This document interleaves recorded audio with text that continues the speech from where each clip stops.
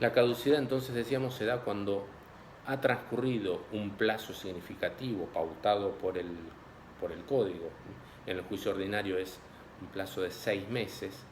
Ha transcurrido un plazo mayor a los 6 meses en el juicio ordinario, mayor a los 3 meses en los procesos de ejecución o en los incidentes, sin que las partes o los interesados hayan hecho acto impulsorio alguno del proceso.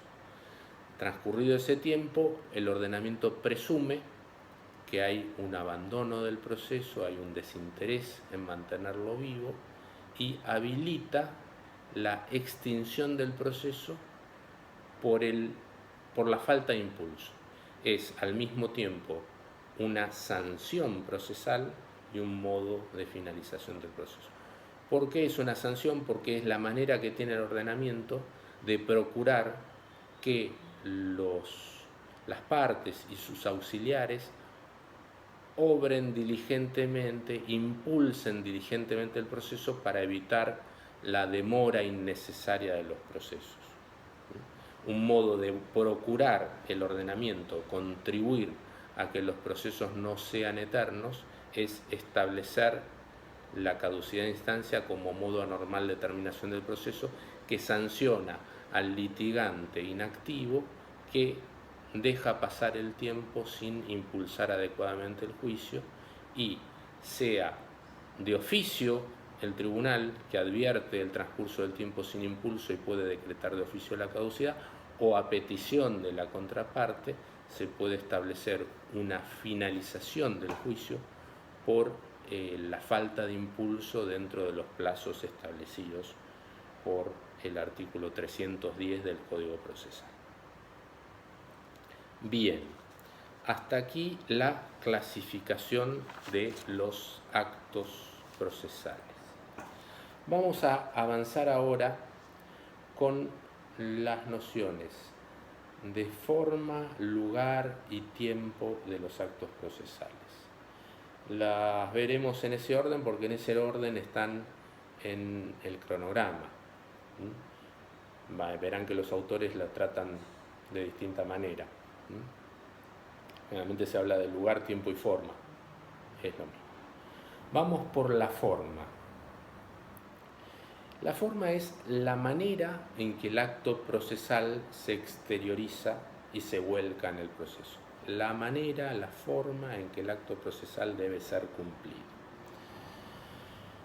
Y vamos a ver que existen, por un lado, el análisis del modo de expresión del acto, y el otro es el modo de recepción e incorporación al proceso del acto. En el modo de expresión, fundamentalmente tenemos que tener en cuenta dos aspectos. Por un lado, el lenguaje, con qué lenguaje debe cumplirse el acto procesal. No es muy complicado saber que el ordenamiento establece que el idioma debe ser el idioma nacional. ¿Y qué pasa entonces con ciertos actos procesales que por ahí deban cumplirse en el extranjero, en otro idioma? Bueno, pueden ser incorporados sin inconveniente al proceso con su debida traducción realizada por traductor público nacional. Y si una persona no puede hablar en idioma nacional porque es sordomuda, ¿qué hacemos? Se designa un intérprete del idioma de señas, debidamente registrado y habilitado a hacerlo, para que interprete y pase a idioma nacional y de forma escrita lo que la persona expresa con el lenguaje de señas. Entonces, el lenguaje, idioma nacional, todo lo que está escrito de otra forma debe ser a través de traductores públicos o intérpretes volcado al idioma nacional. Otro aspecto que está regulado en el modo de expresión, en la forma de los actos procesales, es el de cómo deben ser efectuados los escritos judiciales. Hay toda una regulación a través de acordadas de la Corte que establece cómo deben presentarse los escritos judiciales. Se habla incluso hasta el color de tinta. Los escritos judiciales deben ser presentados en tinta negra. No se pueden presentar escritos judiciales en verde, en rojo, ni subrayar en colores como en la escuela primaria. La tinta negra es la que caracteriza al escrito judicial porque así lo imponen las acordadas de la Corte Suprema. Debe estar redactado de un modo tal que exista primero lo que se denomina la suma, que es el título, y en ese título tiene que estar contenida muy sintéticamente lo central que se presenta y se plantea en el escrito. Pongamos ejemplo, impugna pericia médica. Sabemos con solo leer la suma del escrito que en esa presentación la parte está cuestionando el dictamen médico. ¿Por qué? Porque la suma a simple vista permite observar que de eso se trata el escrito. Entonces la suma viene a ser el título que lleva el escrito, pero que resume lo que en él se está pidiendo. Apelo sentencia. En ese escrito la parte está planteando un recurso de apelación contra la sentencia. Presento memorial. En ese escrito sabemos que la parte está agraviándose de los términos de una resolución. Está haciendo el memorial que va a ser el que la Cámara va a tener que tratar en el marco del recurso de apelación, donde están fundamentados los agravios de ese recurso. Ya verán cuando vean recursos qué significa la expresión de agravios, qué significa el memorial. Pero lo importante es que les quede claro que el escrito judicial debe tener una suma, que es un título. El escrito judicial, todo escrito judicial debe llevar como primer punto, bueno, ¿a quién está dirigido? Señor juez, 2 puntos, y en su encabezamiento tiene que necesariamente estar siempre el nombre de quién es el que está formulando la petición. Entonces, Hernán Horacio Pallés, por mi propio derecho. Hernán Horacio Pallés en su carácter de su parte actora en un juicio, por ejemplo. Pero es la persona que está formulando la petición, tiene que estar en el encabezamiento. ¿Quién es el letrado que patrocina a esa persona? También el encabezamiento del escrito. Hernán Horacio Pallés, con el patrocinio del letrado del doctor Jorge Armando Rojas.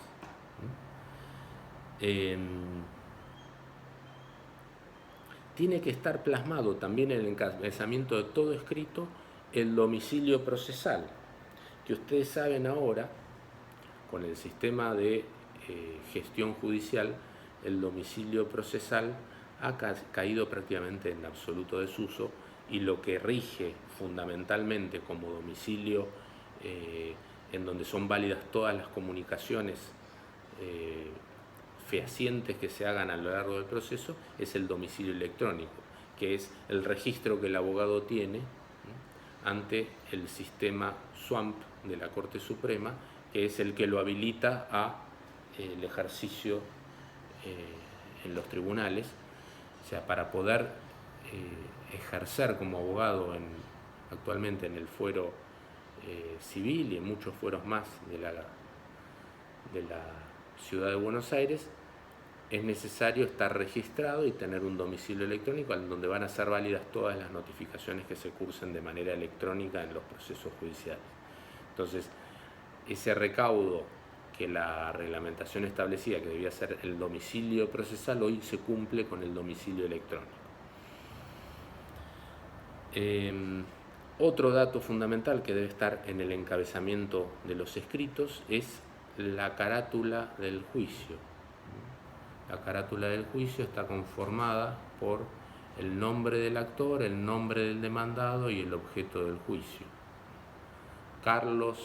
Funes Carlos contra Empresa de Transportes La Nueva Ideal, Sociedad Anónima sobre daños y perjuicios.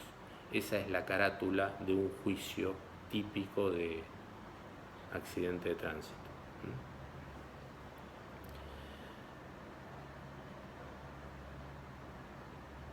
La designación del letrado patrocinante o apoderado,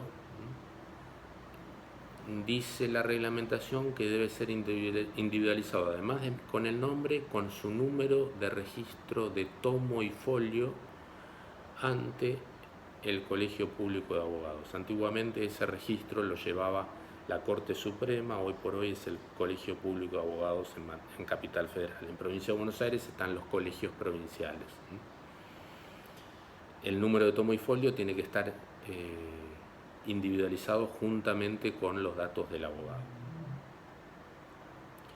Todos los escritos judiciales entonces tienen que tener esa estructura: una suma, un encabezamiento con estos datos, el nombre de la parte, el nombre del letrado, patrocinante o apoderado con su tomo y folio, la carátula del expediente y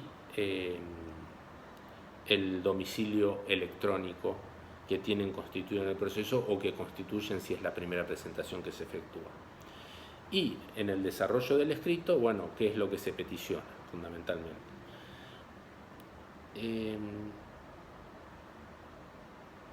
¿Pueden existir actos procesales fuera de los escritos? Sí. Está previsto en el artículo 117 del Código Procesal la nota manuscrita en el expediente que puede hacer el abogado para peticiones de mero trámite. A esa nota manuscrita que presenta en la mesa de entradas se la trata igual que a un escrito, se le coloca el cargo como si fuera un escrito y digamos, está expresamente prevista por el ordenamiento. Otro dato interesante a tener en cuenta en lo que es la forma, la manera de cumplir los actos procesales y de exteriorizarlos en el proceso, además del lenguaje y de las características de los escritos que acabamos de ver, es la necesidad de presentación de copias de traslados. El Código Procesal en su artículo 120 establecía que de todo escrito judicial del que deba darse traslado a la otra parte, o sea que de todo escrito judicial que la otra parte tenga que tomar conocimiento por alguna circunstancia o porque el juez lo ordena tomar conocimiento, de todos esos escritos judiciales de los que deba darse traslado, la parte que presentaba el escrito debía presentar tantas copias en el expediente como contrapartes tuviera, o tuviere, mejor dicho. Hoy ese recaudo se cumple por vía electrónica. Ya no es necesario presentar las copias en formato papel con cada presentación que se hace en los tribunales, sino que esa exigencia se cumple y debe ser cumplida para toda presentación judicial, no solo para las de aquellas que deba corrérsele traslado a la otra parte, sino para todas las presentaciones judiciales debe ser cumplida dentro de las 24 horas de presentado el escrito de manera virtual en el sistema de gestión judicial.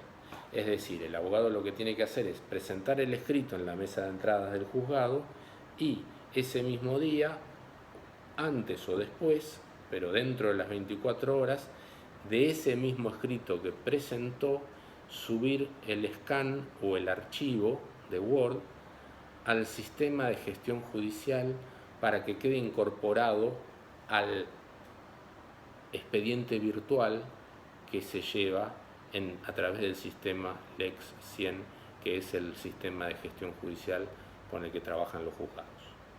¿Se entendió? Espero que sí.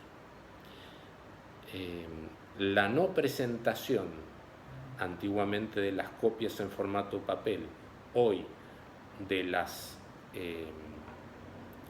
los archivos virtuales que conforman la copia virtual del escrito presentado, la no presentación da lugar a una intimación que el tribunal debe disponer en esos casos a que dentro del plazo de 2 días la parte que hizo la presentación presente el archivo virtual que omitió presentar, bajo procedimiento de que esa presentación que hizo se tiene por no efectuada.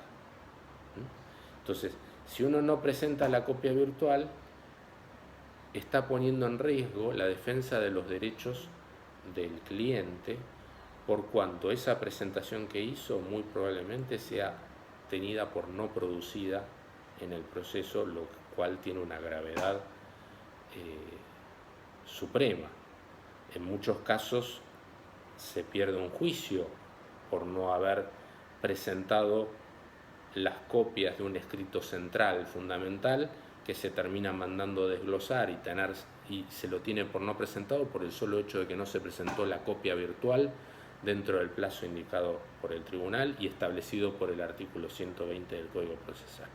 Entonces, cuidado y a tener muy presente la carga establecida por el artículo 120 del Código Procesal y hoy modificada en lo tocante a la manera de efectuar la presentación de copias, ya no por formato papel, sino de modo virtual, a través de la subida del archivo al sistema de gestión judicial, porque la omisión en el cumplimiento de ese recaudo puede tener por no presentado el escrito lo que puede significar un gravísimo perjuicio para el cliente que como abogados podemos tener el día de mañana.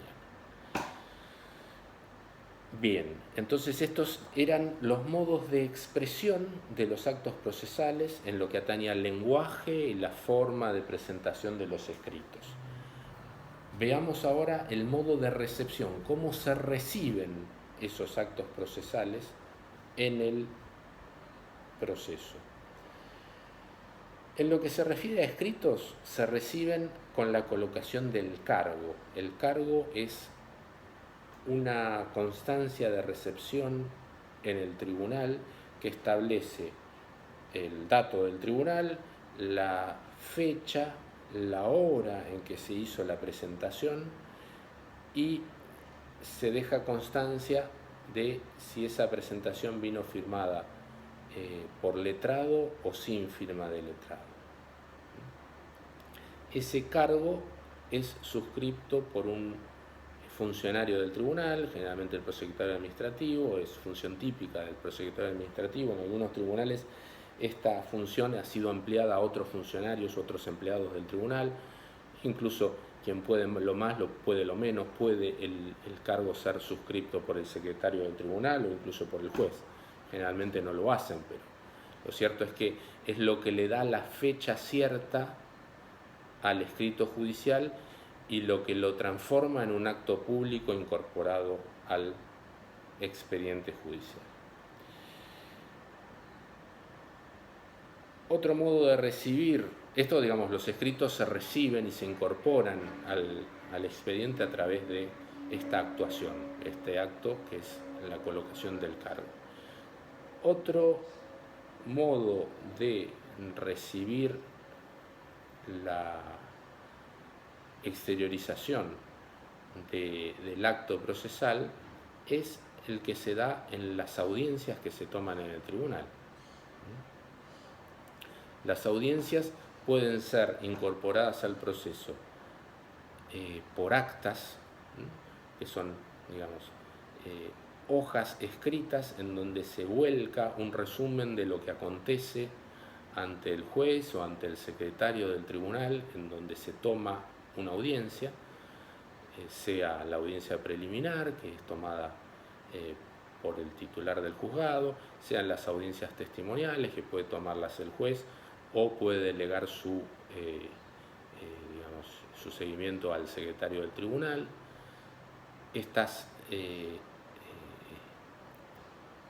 Estos folios en donde transcriben lo acontecido en la audiencia son las actas judiciales que se incorporan al expediente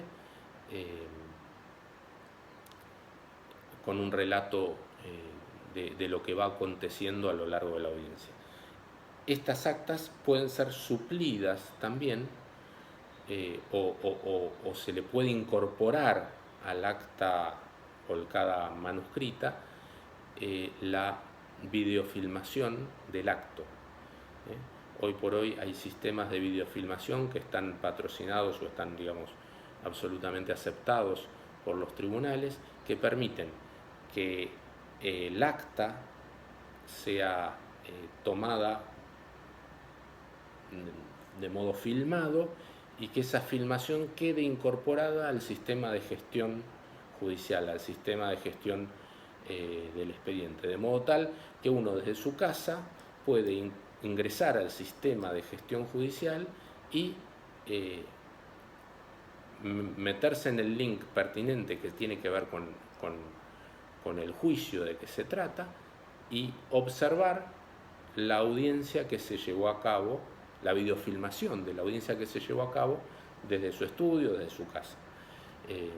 Es un sistema de gestión totalmente que suple totalmente la antigua acta judicial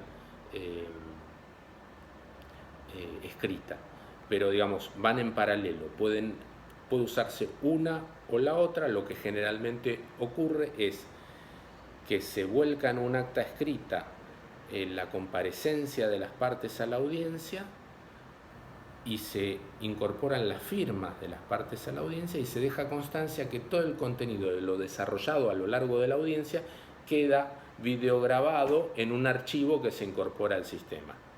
Entonces, las dos cosas conforman el modo de incorporar al expediente judicial, tanto material como virtual, ese acto, que es, en el plano material está un acta redactada por el secretario del tribunal o por el juez, en donde se deja constancia de quiénes comparecieron a la audiencia y sus firmas, y se remite a un archivo virtual que queda incorporado al proceso en el sistema de gestión de expedientes y en donde está el contenido del video de todo lo que ocurrió a lo largo de la audiencia. Esto se utiliza muchísimo tanto en el fuero civil como en otros fueros, en el fuero penal también suele hacerse de este modo. Las audiencias en general, sea que se incorporen por acta o sea que por videofilmación, en principio son públicas, es decir, cualquier persona puede concurrir a una audiencia, estar presente y, digamos, tomar vista de lo que ocurre en una audiencia. Lo que no significa que puedan participar, porque, digamos, en la audiencia participarán aquellos que el juez decida que tienen cabida dentro de la audiencia a los fines de sumar para el proceso, pero eso no obsta a que puedan presenciarla cualquier persona, salvo procesos en donde por su naturaleza o por la materia en debate las partes pidan o el juez decida que no deben ser abiertas al público. A veces se están ventilando cuestiones que hacen a la intimidad de las partes o cuestiones que pueden generar algún tipo de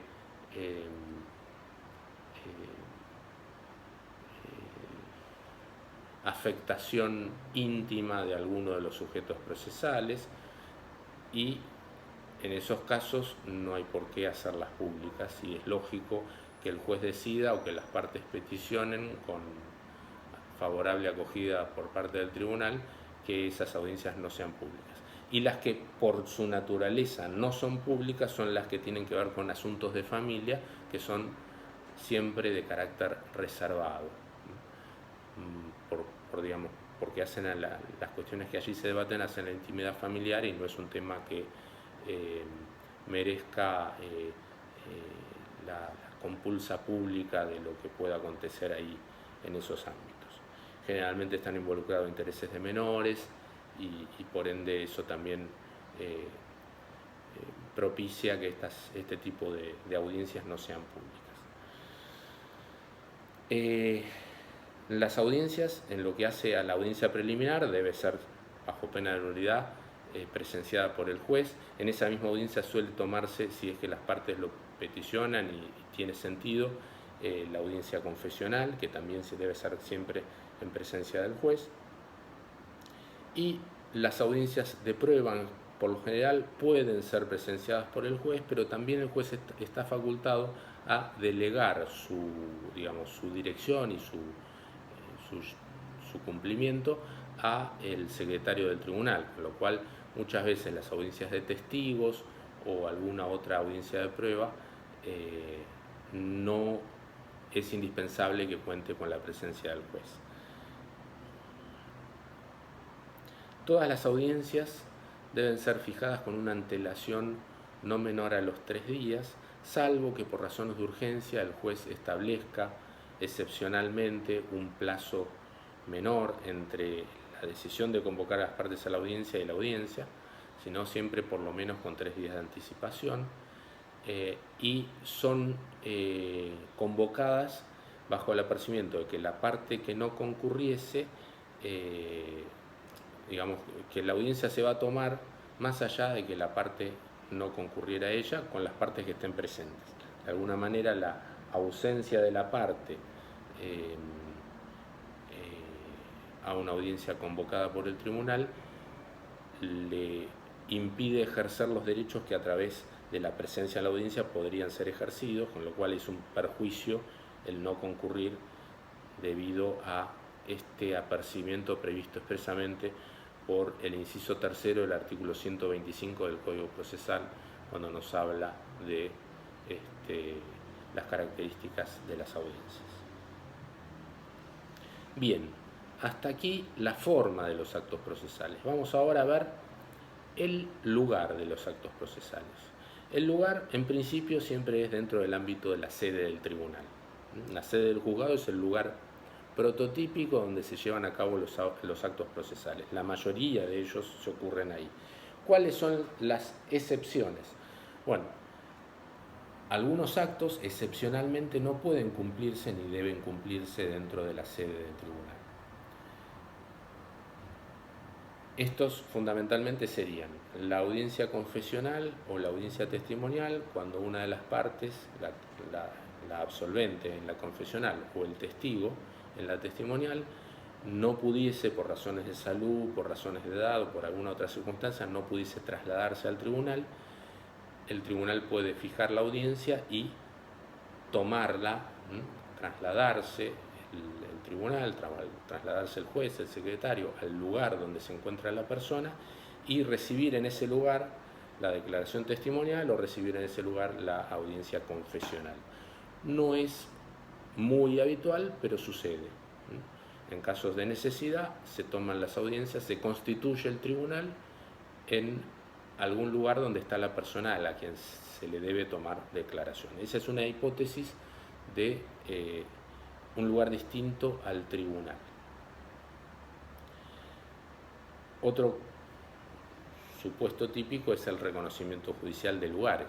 Reconocimiento judicial de lugares generalmente no se puede hacer dentro del tribunal, hay que trasladarse al lugar, problemas de edificios en construcción con algún defecto o desperfecto que es necesario, más allá de lo que pueda aportar la pericia de ingeniero o de arquitecto, es necesario que el juez tome conocimiento personal de algún factor, de algún elemento, se traslada al lugar.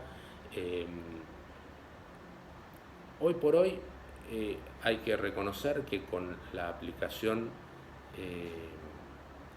Street View de Google Maps se puede lograr reconocimientos judiciales virtuales, sobre todo de ciertos lugares, con con muchísima facilidad y con muy buena fidelidad, ya que si ustedes han visto en Street View uno puede hacer un relevamiento de un mismo lugar en distintas épocas. Entonces muchas veces incluso a través de la aplicación Street View uno puede lograr reconocer lugares a un tiempo determinado de mejor forma que si fuera a ese lugar. Sin ir más lejos, un accidente de tránsito sucedido en la avenida 9 de Julio y avenida Santa Fe en el año 2011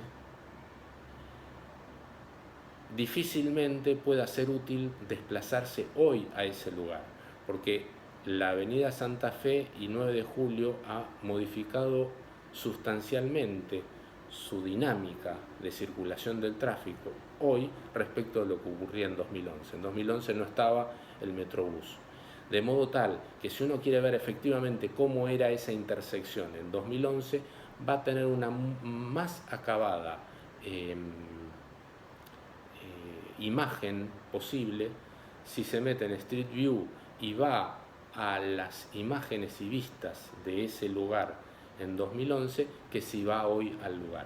Por eso digo que hoy por hoy el reconocimiento judicial, sobre todo de lugares, suele ser, cuando son lugares de la vía pública, suele ser mucho más excepcional que en otras épocas, porque la aplicación esta de la que les digo brinda una herramienta muy eficiente, incluso más eficiente que el traslado al lugar en muchos casos. En otros casos, de acuerdo a las circunstancias, es necesario el reconocimiento judicial, entonces el tribunal se constituye en algún lugar especial para poder hacer esa actuación, que la puede hacer el juez por sí o a través de algún delegado. Muchas veces en ciertas constataciones se manda un oficial de justicia, sobre todo para constatar inmuebles, estados de ocupación, quienes viven en una vivienda. Generalmente no va el juez personalmente, sino que lo hace a través, ese acto procesal se realiza a través de un auxiliar del tribunal. Hay actos que necesariamente deben realizarse fuera de la jurisdicción del tribunal,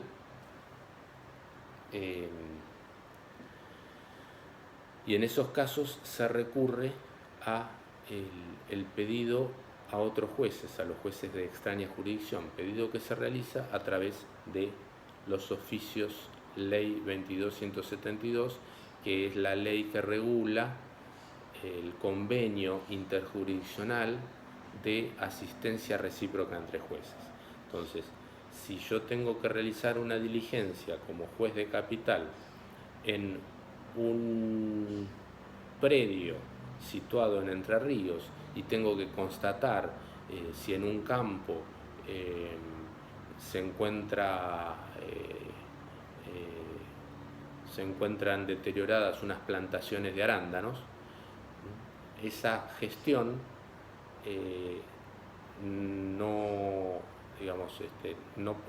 para lograr eso es necesario ingresar al campo, ordenar allanar el campo.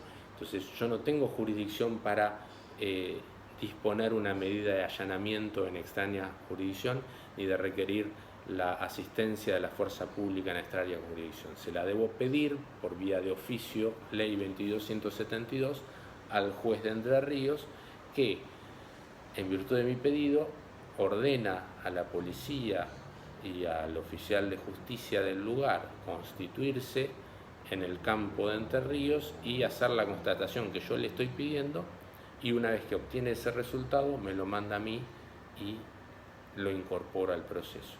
Ese es el cumplimiento de actos procesales en extraña jurisdicción a través de lo que se denominan oficios Ley 22.172.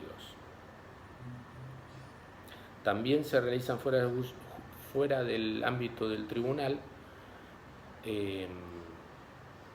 las notificaciones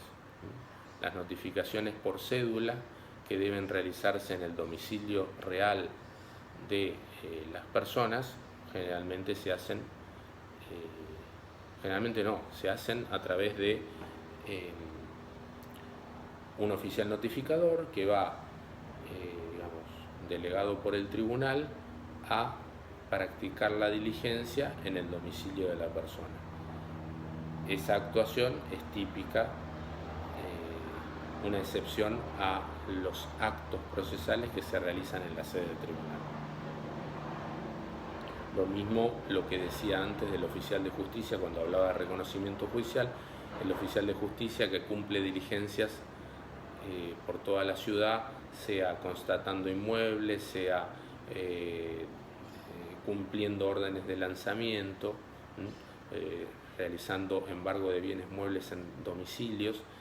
Todas esas actuaciones son actos procesales realizados fuera del tribunal por delegados del tribunal.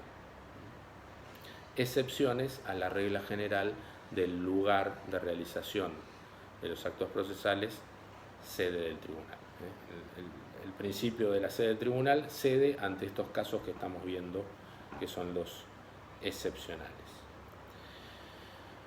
Bien, esto en cuanto al lugar de los actos procesales. Veamos ahora el tiempo de los actos procesales. Bueno, para los actos procesales que deben ser cumplidos en la sede del tribunal, el tiempo del acto procesal es el que se establece por acordada de la Corte el horario de atención de los tribunales, que es de 7:30 de la mañana a 13:30 horas.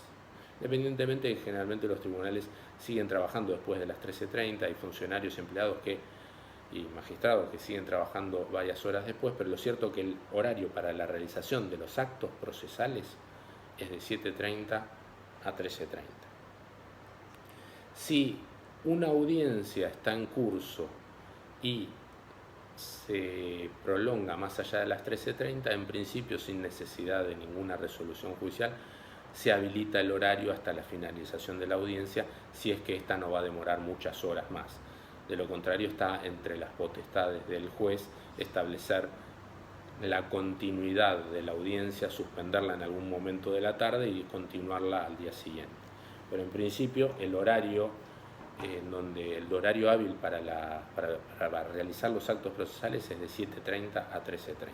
Ahora, los actos que se realizan fuera de la sede del juzgado, o sea, las notificaciones, las actuaciones del oficial de justicia en los distintos domicilios donde tiene que ir a cumplir delegaciones del tribunal, el horario hábil ya no es de 7:30 a 13:30, sino que es de 7:30 a 20 horas. El horario hábil se amplía hasta las 20 horas. Entonces las notificaciones se pueden realizar durante la tarde, hasta las 20 horas. Salvo que el juez disponga la habilitación horaria, y cuando la dispone por alguna circunstancia especial, por ejemplo, una persona llega a su domicilio después de las 21 horas, el juez puede disponer que la notificación se realice después de las 21 y para eso debe habilitar el horario inhábil. El juez está facultado a hacerlo y el oficial notificador debe cumplir la diligencia fuera del horario hábil en esos casos, pero si no, su horario es hasta las 20 horas. Bueno, esto en cuanto a el tiempo, y ahora veremos también dentro del concepto o dentro del análisis del tiempo de los actos procesales, el tema plazos. Los plazos son el tiempo dentro del cual es preciso cumplir cada acto procesal. El Código establece distintos plazos y esos plazos son los tiempos fijados para el cumplimiento de los actos procesales. Veremos que hay una clasificación en tres grandes grupos. Están los plazos legales o procesales, los establecidos por la ley de fondo o ley procesal, los plazos legales. En general podemos hablar de ellos como plazos legales, porque los procesales son también legales, ¿sí? Porque la ley procesal es ley. Entonces, plazos legales, los establecidos por la ley. Los plazos judiciales, los que ante la ausencia de una fijación legal, el juez establece.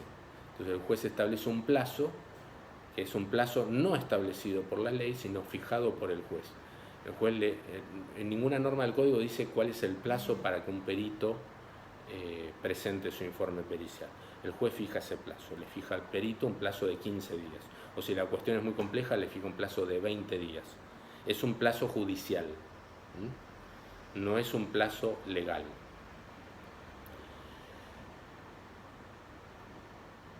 El plazo para producir la prueba también puede ser fijado por el juez, un plazo distinto al que se presume, que en general es 40 días como plazo que prevé el código, pero puede ser fijado en menos tiempo por el juez, entonces ahí sería un plazo judicial.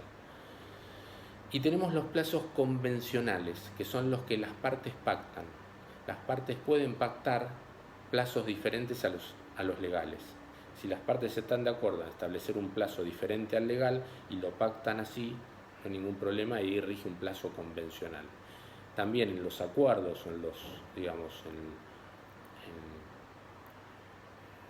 cualquier tipo de acuerdo que las partes lleguen en el marco de un proceso, pueden establecer plazos para determinados actos procesales.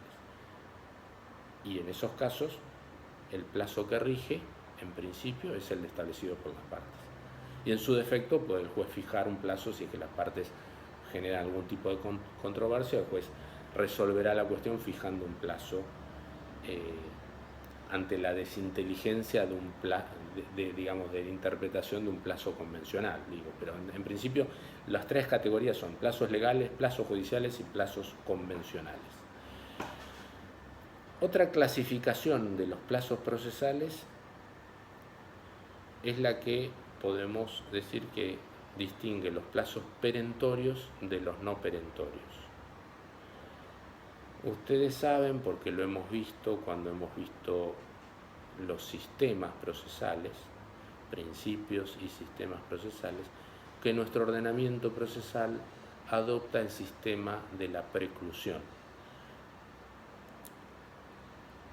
El sistema de la preclusión es el que deja establecido que los plazos procesales para realizar los distintos actos son plazos que una vez que se vencen, caduca la potestad que tenía la parte de ejercer el acto del que se trataba. Si un tribunal dicta una resolución judicial, sabemos que la parte tiene 5 días para plantear la apelación. Tiene 5 días desde que es notificada para apelar esa resolución judicial. Si pasan 6 días y la parte no apeló, precluyó la posibilidad de apelar. Perdió, caducó el derecho que tiene la parte de plantear la apelación. Para contestar la demanda, la parte demandada tiene 15 días desde que es notificada del traslado de la demanda. 15 días hábiles judiciales. Transcurridos los 15 días y el plazo de gracia que estaría dado por las 2 primeras horas del día 16º, transcurrido ese plazo perentorio, la parte pierde el derecho a contestar la demanda, sin que nadie lo pida.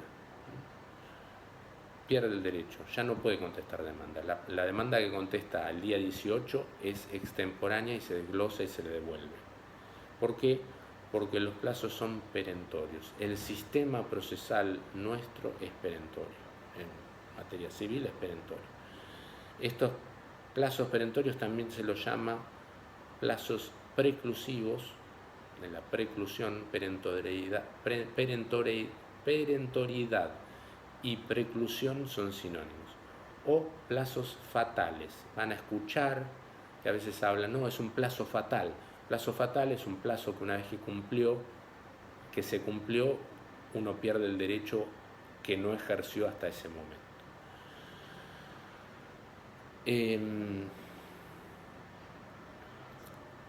También están los plazos prorrogables y los plazos improrrogables.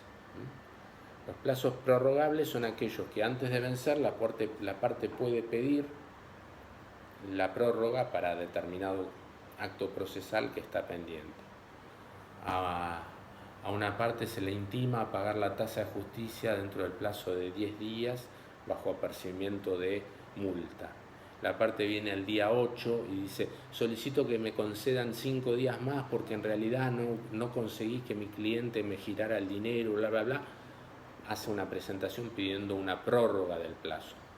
En el 99.9% de los casos esa prórroga le es concedida. ¿Por qué? Porque en definitiva es un plazo judicial que el juez puede revisar. O sea, esos 10 días de intimación fueron establecidas por el juez, no surgen de la ley. Entonces el juez puede revisarlo y puede conceder una prórroga, no es un plazo fatal. Otros plazos son fatales. El plazo para apelar es de 5 días y punto. Y si no se ejercen esos 5 días, se pierde la posibilidad de ejercerlo. También son prorrogables los plazos de acuerdo a la distancia en la que se encuentra la persona. La ley establece un sistema de prórrogas de plazos en el artículo 158 cuando la persona notificada de una decisión vive lejos del lugar de asiento de la sede del tribunal. Entonces, los plazos legales se amplían, se prorrogan por un día cada 200 kilómetros entre el lugar donde reside la persona y la sede del tribunal. Entonces, si una persona vive a 400 kilómetros, se le suma 2 días. ¿Y qué pasa si vive a 470 kilómetros? Bueno, el código dice que se amplía por un día más en fracción no menor de 100 kilómetros. Es decir, 470 kilómetros es una fracción menor de 100 kilómetros. Por ende, no se amplía más que 2 días. Pero si fuera 520 kilómetros, ahí se ampliaría por 3 días. ¿Por qué? Porque la fracción de 120 que se le suma a los 200 más 200, 400, 2 días, quedan 120 más, es superior a los 100 kilómetros. Entonces se suma un día más por esa fracción mayor de 100. ¿Se entiende? No es complicado, pero a veces uno se pierde y es bueno volver atrás y volver a escucharlo. Bien. También existen plazos individuales y plazos comunes. La generalidad de los plazos procesales son individuales, pero existen ciertos plazos comunes. Por ejemplo, el plazo para alegar. Cuando veamos alegatos y cuando veamos el tiempo de retiro del expediente para alegar y el tiempo para presentar el alegato, vamos a ver que hay un plazo individual, el de retiro del expediente, y un plazo común, el de la presentación de alegatos. En realidad, el plazo común es el que corre desde la última notificación para todas las partes, ¿sí? Para todas las partes es un único plazo, y el plazo individual es el que corre desde cada notificación para cada una de las partes. Es una distinción que está perfecto que tengamos en claro en la clasificación, pero que se emplea poco, se emplea para el plazo de alegar y se emplea para el plazo de prueba, que hoy por hoy, como el plazo de prueba se fija desde la audiencia preliminar en adelante, no ofrece inconvenientes, pero anteriormente el plazo de prueba dependía de la última notificación del auto de apertura a prueba, cosa que hoy por hoy no existe más, pero entonces se empezaba a contar desde que la última de las partes se había notificado del auto de apertura a prueba para que empezara a correr el plazo común de prueba. Sutilezas que han sido superadas por el ordenamiento actual, pero que bueno, es bueno saber que existen plazos individuales, la mayoría de los plazos procesales, y plazos comunes como el plazo para alegar, el plazo de prueba. Bien, hasta aquí entonces la cuestión acerca del lugar, forma y tiempo de los actos procesales.